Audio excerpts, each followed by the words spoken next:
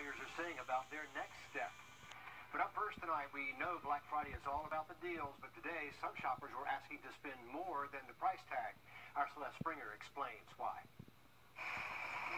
The smell of pine and the chopping of wood, a tradition here at Oasis Church. This is our 7th year in the project.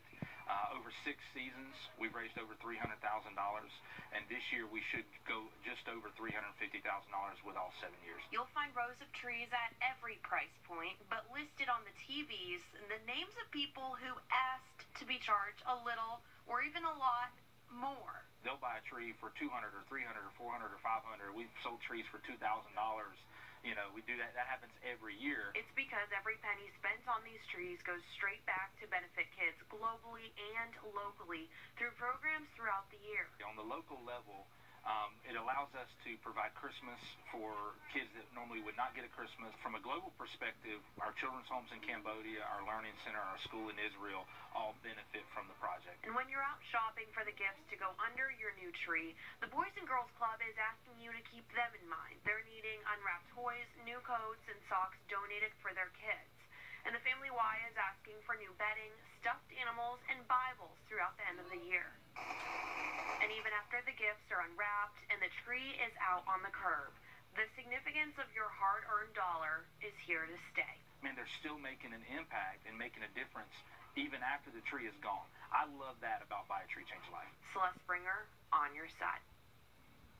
So if you already have your tree or maybe you're into artificials, you can still buy a $10 raffle ticket at Oasis Church, and the prize this year is a new golf cart. Or you can purchase a tree to be delivered to a foster family who needs one. You can find all the details about how you can help the charities we mentioned on our website, wrdw.com. Much more news after we check in with the airport. Says it's seen about 8,000 flyers a day this week. That's about 10,000 fewer than this time last year. Delta has big hopes for the weekend. They had to cancel 500 or 1 in 5 flights this week during one of the busiest travel weeks of the year. The reason, they say, a surge for demand for flights was too much for them after they had to lay off pilots and flight attendants because of the pandemic. Delta expects flights to return to normal this weekend. Now that Black Friday is a wrap, don't forget to shop local this weekend. Stores in downtown Aiken will be open all day tomorrow for Small Business Saturday. In Augusta, the Chamber of Commerce is launching a 25 days of Chamber Christmas to encourage you to shop small. Every time you spend $25 at a local store, you're entered to win a gift basket. That contest starts tomorrow. It runs through December 22nd. You can also support Black-owned businesses through Black Saturday. Vendors will be on James Brown Boulevard outside the Came From Nothing store tomorrow, starting at noon.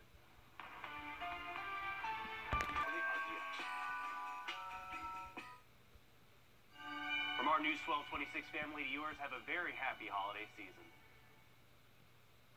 A teenager in Tennessee living with cerebral palsy is best known for sitting outside his house holding honk if you're happy signs. But this week he has a lot to be happy about after a special gift from Justin Timberlake. Ansley Daniel has his story. In Morristown, Tennessee, Jake Stitt is like a celebrity with people constantly stopping by his home, even if he's not a fan of the UT Vols. I can't imagine what goes through his mind sitting in a chair every day and having to depend on somebody versus not being able to do for yourself. A big need for a van that's wheelchair accessible. So, friends launched a fundraiser that collected thousands of dollars over just a few days. There's not many people that can just lift him up and set him in the van like we do. But Jake's journey to get a van took a dramatic turn Tuesday night when the Stitt family heard from one of the most famous performers on the planet who said he had heard about Jake and wanted to do something to help. In a private Zoom call Wednesday afternoon, pop icon Justin Timberlake told Jake he had purchased the $35,000 van. Justin had caught the story and was very touched with what's going on with this thing, and he wanted to reach out and decided that he wanted to purchase the van for Jake. It was his need. Later that day, the town of Morristown escorted the new ride right to Jake's house. It's going to make our lives so much easier because of the independence that he's going to be able to have as a young man now. He can feel independent. Jake and his dad overwhelmed with love and support. It was a blessing in God's way. Timberlake says his wish was that if he bought the van, all the money donated for the project would go to the Stitt family to help them continue with Jake's care. Okay, talk about overcoming adversity. Sarah Fuller is changing the world of college football this weekend. She will dress out in Vanderbilt's game tomorrow. If she takes the field, she'll become the first woman to ever play in a top-tier football game. Fuller is a goalkeeper for the school's SEC championship soccer team. But several of the school's kickers were forced into quarantine this week, opening the door for her to try out for a spot. Vanderbilt's coaches added her to the active roster this week. All eyes on that game tomorrow. Well, the first round of football playoffs in Georgia is a wrap tonight, and Mike has the action from Richmond Academy, Evans, and more just ahead in sports.